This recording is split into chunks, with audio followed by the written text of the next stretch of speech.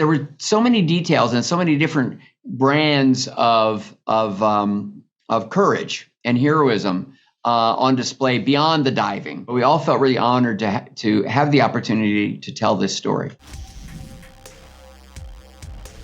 I cannot believe this only happened 4 years ago. In my head, for some reason, it was like 10 years ago.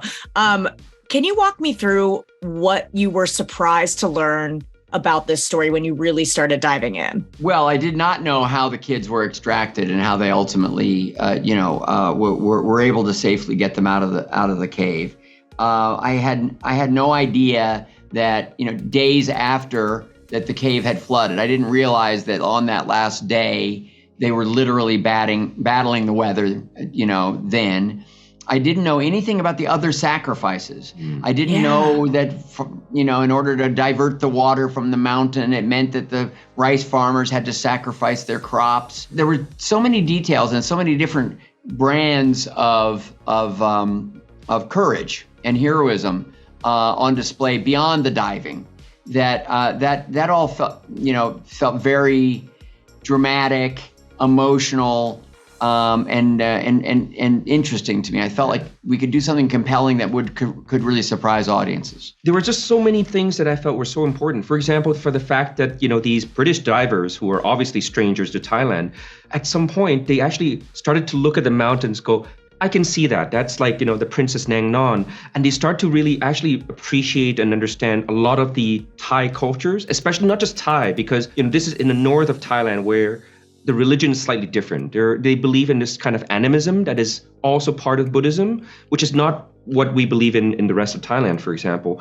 And for them to actually take so much respect and, those red bracelets that are blessed by the Kruba. And I hope that we, and I believe that we did, we showed that extremely respectfully because it came from the divers when they told us what that meant to them. And I think that we really made a point to really respect that. And, it's all the credit to Ron because he made sure that happened, because he was very, very clear that he wanted to make a film that the Thais would watch and go, I could see this being made by Thai people because these are people who really got all the details right. You were talking about the British divers. I have to shout out Colin because I remember that clip so vividly and it felt like he did that perfectly. It was amazing. Colin, Viggo, Joel, Tom Bateman, they really threw themselves into it. And it's an ensemble movie. It's not a vehicle for Colin Farrell. And he had, like he's used to, or Viggo Mortensen. Yeah.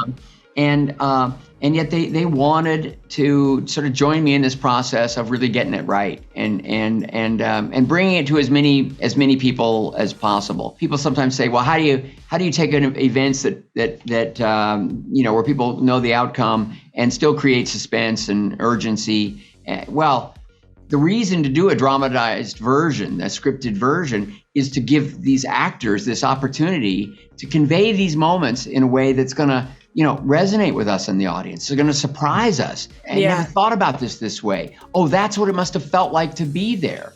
And so I can do that to some extent as a director, but it really comes down to the actors and their artistry. And and I have to say that on the Thai side of our cast, I was just blown away. But as Raymond was sort of suggesting, it's a Thai story, and these artists were so invested in getting this right, and we all felt honored. Frankly, that sounds a little corny, but we all felt really honored to have the opportunity to tell this story. It's incredible. I have to go, but thank you so much. And I just want to say Light and Magic is also absolutely incredible. Oh, I'm glad you're enjoying it. I'm sorry. Oh my God. Larry Kasdan just hit that out of the park. Brilliant.